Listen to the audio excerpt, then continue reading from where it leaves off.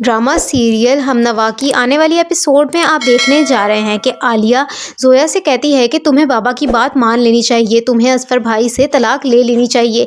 असफर भाई की हरकतें दिन ब दिन बढ़ती ही जा रही हैं। मैं जानती हूँ कि तलाक लेना कोई अक्लमंदी नहीं है, मगर तुम उनकी हरकतें भी तो देखो, दिन ब दिन बढ़ती जा रही हैं।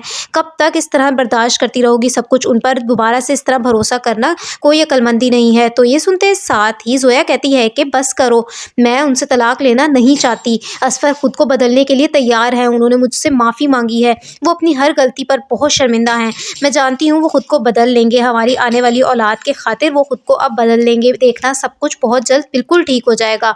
तो ये सुनते साथ ही आलिया कहती है कि तुम असफर भाई को हम सबसे ज़्यादा जानती हो, फिर भी तुम्हें ऐसा लगता है कि वो खुद को कभी बदल सकते हैं, तो ये तुम्हारी बहुत बड़ी गलतफहमी है। असफर भाई उन मर्दों में से नहीं हैं जो औलाद के खातिर खुद को बदलते हैं। अगर उन्होंने ऐसा करना होता तो अपनी पहली औलाद के खातिर ही खुद को तब्दील कर लिया होता उन्होंने।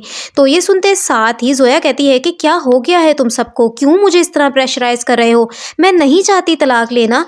देखो, उन्होंने मेरे साथ बेवफाई की थी ना, मैं उन्हें उनकी हर गलती के लिए माफ़ कर चुकी हूँ, तो अब तुम लोग भी उन्हें माफ़ कर दो और अब मुझसे इस बारे में कोई बात मत करना, मुझे इस तरह बार बार फोर्स मत करो। मैं तलाक के लिए राज़ी नहीं होंगी कभी भी, मैं अपना फ़ैसला कर चुकी हूँ।